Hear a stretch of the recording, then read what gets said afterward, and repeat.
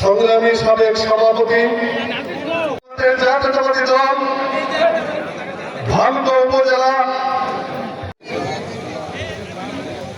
সংগ্রামী সাথী এবং তার ধৈর্য এবং একাগ্রতা আজকে আমাদের নেতা আমাদের মাঝে আমাদের প্রিয় নেতাকে গ্রহণ করেছেন। সকালে গিয়ে রাত 12টা-1টায় বাড়িতে না এসে জঙ্গলায় ঘুমিয়েছেন।